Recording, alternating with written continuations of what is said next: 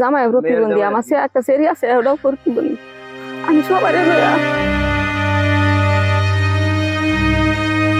ঝড় থেমেছে, কিন্তু থামেনি এক মায়ের লড়াই।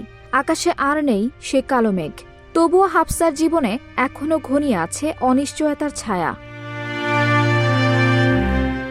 নেত্রকোনার আটপাড়া উপজেলার কাহেতুরা গ্রামের এই নারী দারিদ্র যার নিত্য সঙ্গী। বহু বছর আগে স্বামী হারানোর পর 4 সন্তানের দায়িত্ব একাই তুলে নেন কাঁধে। অন্যের জমিতে ছোট্ট একটি ঘর তুলে কোনোভাবে বেঁচেছিলেন। সেই ঘরই ছিল শেষ আশ্রয়, শেষ নিরাপত্তা। কিন্তু হঠাৎই শুরু হয় কালবৈশাখীর তাণ্ডব। ঝড়ের এক মুহূর্তে ভেঙে পড়ে একটি গাছ, আর চুরমার হয়ে যায় সেই ছোট্ট ঘর। ভেঙে যায় হাফসার শেষ ভরসাটুকু। এখন খোলা আকাশই তাদের ছাদ।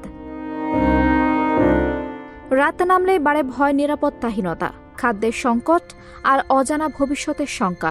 প্রতিবেশীদের সহায়তায় কোনোভাবে দিন পার হলেও সামনে কি আছে তা জানেন না হাফসা নিজেও। তার 4 সন্তানের মধ্যে একজন শারীরিক প্রতিবন্ধী। তার চিকিৎসা, দেখভাল সবকিছুই এখন যেন আরো কঠিন হয়ে পড়েছে।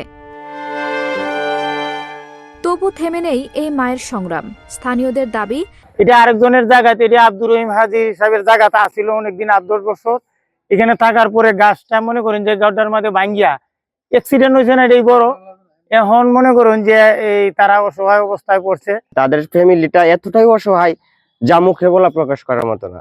সরকার যদি ওনাদের দিকে একটু তাকাইতো তাহলে বিষয়টা ভালো হইতো। হাফসার চোখে এখন একটাই আশা, মানুষের সহানুভূতি, একটু সাহায্য, একটু সহমর্মিতা, যা হয়তো ফিরিয়ে দিতে পারে একটি নিরাপদ আশ্রয় আর নতুন করে বাঁচার স্বপ্ন।